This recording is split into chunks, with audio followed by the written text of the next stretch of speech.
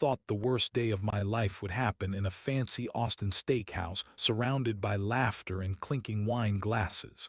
But there I was, 61 years old, heart pounding like a jackhammer, as Victor Hargrove looked me dead in the eyes and destroyed me in front of my only daughter.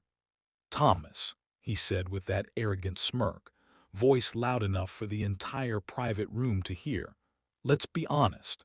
You're just a broke, washed-up contractor who got lucky a few times. My son is marrying way above his station. Emily deserves a real provider, not some nobody with dirty hands, a rusty truck, and zero legacy to offer. Quite frankly, I'm embarrassed you even showed up tonight. What exactly do you bring to this family besides calluses and decades of failure?" The table fell into stunned silence. My daughter Emily's face went ghost white. Her hands started shaking so badly she dropped her fork. Tears welled up instantly in her eyes as she stared at me, her lower lip trembling, fighting not to break down right there.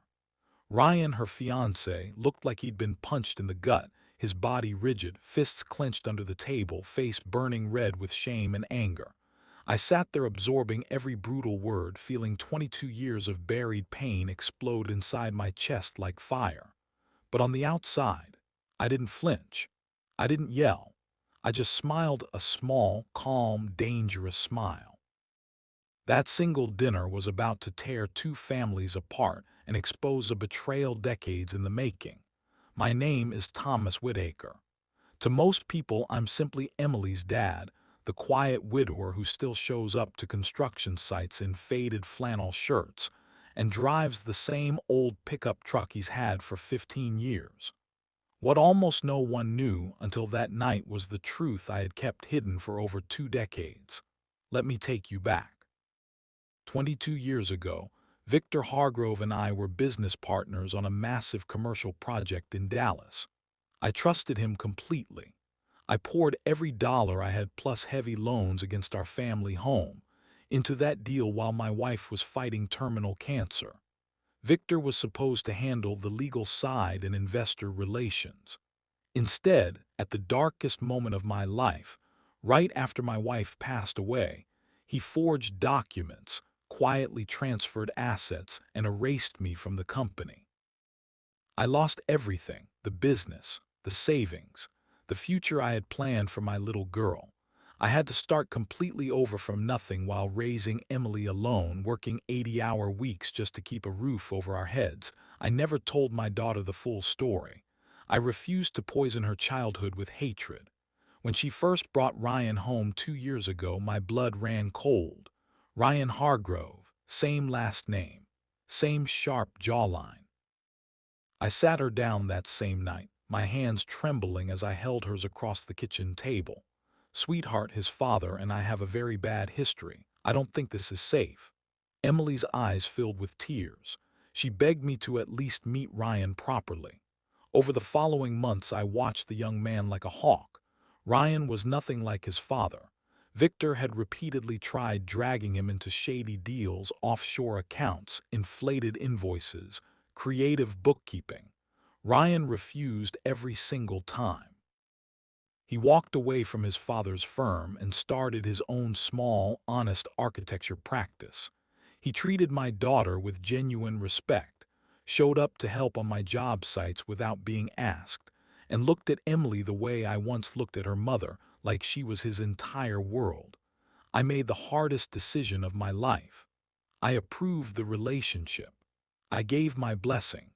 I told myself that Victor's sins would not destroy my daughter's chance at happiness. Victor and I had never met face to face in the modern era. Our old dealings were handled through lawyers years ago, and he had moved cities and changed firms. He didn't recognize the broken man he once destroyed. Until that dinner, the humiliation didn't stop with those cruel words. Victor kept twisting the knife, leaning forward with a pitying smile that made my stomach turn. "Ryan told me you're self-made. How adorable. But let's be real, Thomas, some men build empires. Others just swing hammers and hope for the best. Don't worry, though. We'll make sure Emily is taken care of properly. You can go back to your little weekend projects and leave the real future to us." Emily's shoulders shook with silent sobs. She whispered, voice cracking, "Dad, please, can we just leave?" Ryan looked ready to explode. His jaw locked so tight the muscles stood out, eyes pleading with his father to stop. I sat perfectly still, committing every expression on Victor's smug face to memory. Inside, 20 years of rage, grief, and sleepless nights roared like a storm, but I kept my voice calm when I finally spoke. "I appreciate your honesty, Victor." Next morning, I began my plan. I called my longtime attorney Margaret at dawn. My voice was low and steady as I told her everything. She pulled every old file we still had. Over the next 4 months, we worked in complete silence. Forensic accountants tracing old wire transfers, private investigators recovering deleted emails, experts authenticating forged signatures. I almost got caught twice. Once when Victor's assistant noticed my investigator near their office building and started asking questions. My heart pounded for days afterward. I had to go completely dark for 2 weeks, deleting search histories and changing routines, terrified Victor would connect the dots before I was ready. While building the case, I continued playing the perfect future father-in-law. I smiled through wedding planning meetings. I hugged Emily when she showed me dress photos, even as my chest ached. I sat on the porch with Ryan one quiet evening, his voice sincere and worried. "Mr. Whitaker, if my dad said anything that hurt you at dinner, I'm truly sorry.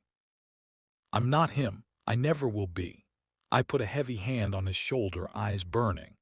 "I know exactly who you are, son. That's why I gave you my blessing." The revenge was slow, calculated, and utterly devastating. I started by quietly approaching Victor's largest client, the one paying millions annually in rent. I offered them superior space in a building I owned outright, plus long-term incentives no competitor could match. They signed and moved with almost no notice. Victor's firm suddenly lost a massive revenue stream. Then I reached out to old banking contacts. Victor had several personal loans tied to risky investments. I made sure those banks took a much closer look.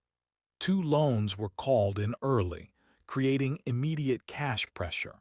I bought strategic minority stakes in a development partnership Victor had just joined. When permitting issues mysteriously delayed the project, helped along by quiet conversations with city officials who owed me favors, the other partners voted Victor out to protect themselves. Every move was documented, timed perfectly, and completely legal. I barely slept during those months. I would sit alone in my home office at 3 in the morning, staring at old photos of my late wife, whispering through clenched teeth, "This is for you, for Emily, for every tear we cried because of him." The final strike came at the rehearsal dinner. The room was filled with joy and anticipation until I stood up. Victor arrived late, already looking stressed and disheveled. I nodded to the venue staff. The projector screen lit up with undeniable proof: scanned contracts, wire transfer records, forged signatures, recovered emails from 22 years ago showing exactly how Victor had betrayed me while my wife was dying. Victor shot out of his chair so violently it crashed backward. His face turned deep purple, veins bulging in his neck. "What the hell is this? You bastard!" Gasps filled the room. Emily covered her mouth, eyes wide with shock and dawning horror. Ryan stood frozen, looking between his father and me as the truth crashed down on him. I spoke slowly, every word heavy with years of suppressed pain. "This is the man who destroyed my family when my wife was on her deathbed. This is the man who spent the last few months humiliating me in front of my daughter, calling me worthless, a failure, a nobody. You thought you were better than me, Victor. Turns out I've owned pieces of your world for years." Victor lunged forward, face twisted in rage, screaming threats until security dragged him out. His wife sat motionless, tears streaming silently down her cheeks. Ryan approached me afterward, voice breaking, tears in his eyes. I had no idea. All this time, I'm so sorry. I pulled him into a tight hug. You're not him, son. That's why I let you marry my daughter. Emily ran to me sobbing uncontrollably, burying her face in my chest. Dad, you carried all of that alone. For me, I held her tight, stroking her hair, my own tears finally falling. I would carry it forever if it meant protecting your happiness. Victor's life collapsed quickly after that night. The evidence went to the state bar and civil courts. He lost his partnership. Facing disbarment and multiple lawsuits, his reputation was destroyed. Last I heard, he's living in a small rented apartment in another state, drinking heavily, completely estranged from his family. Ryan hasn't spoken to him since. Today I sit on my porch most evenings, watching Emily and Ryan build their beautiful life together. They got married in an intimate ceremony filled with real joy, no Victor in sight. I still drive the old truck. I still work job sites with my crew. I still wear the flannel shirts. But now there's peace in my heart. I protected my daughter's future without letting hatred consume mine. If you've ever been deeply humiliated or betrayed by someone who thought they were better than you, drop the word underrated in the comments and let me know where you're watching from. It really means a lot. And if you enjoy these raw, emotional stories of quiet justice, please subscribe and turn on notifications. I'd be truly grateful to have you here with us. Sometimes the most powerful revenge isn't loud. It's patient. It's earned. And in the end, it sets you free.